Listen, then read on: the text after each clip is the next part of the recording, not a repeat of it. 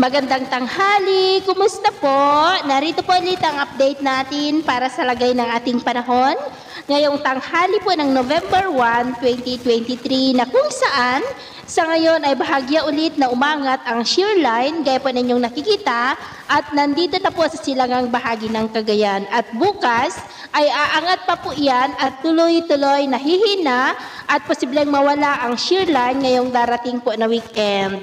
Sa ngayon naman, ang amihan ay patuloy pa rin ang pag-ihip dito po sa Northern Luzon at ang LPA naman na ating minomonitor ay palusaw na po yan anytime.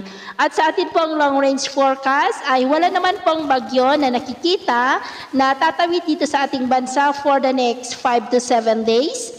Pero nananatili po na may banta ng sama ng panahon sa kalagitnaan po ng buwan na ito at ang development po nito ang ating babantayan. At sa lagay ng ating panahon ngayon, dahil sa amihan at shear line ay maulap po ang kalangitan na may mga pulupulong pag-ulan sa malaking bahagi ng Cagayan Valley, ilang bahagi ng Apayao, Metro Manila, Quezon, Quirino, ilang bahagi ng Bulacan, Rizal, Laguna at Mimaropa. At sa susunod po ng mga oras ay mataas pa rin ang tsansa ng maulap na kalangitan na may mga pulupulong pag-ulan sa ilang bahagi po ng Cagayan, Cordillera, ilang bahagi ng Ilocos, Central Luzon, Metro Manila, Quezon, ilang bahagi po ng Mimaropa, Panay Island, ilang bahagi ng Bicol Region, Bacolod, Bohol, Southern Leyte, Northern Mindanao at ilang bahagi po ng Davao.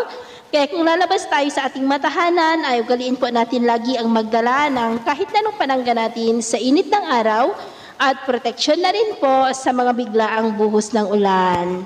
At sa atin naman pong mga baybayin, dahil po sa amihan at shear line ay matataas na po ang mga alon sa seaboard po ng Ilocos Norte, seaboard ng Cagayan, Babuyan Islands, Batanes, Isabela hanggang dyan po sa may Polillo Island. Ang mga alon po ay posibleng aabot hanggang po sa 2 to 2.7 meters height. Iwasan po muna natin ang papalaot.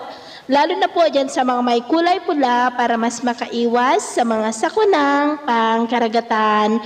So, yun po ang latest update natin sa araw na ito. At ako po muna si James na nagsasabing, sa kahit anong pagsubok po na darating sa ating buhay, huwag na huwag po tayong mawawalan ng pag-asa. Thank you and God bless!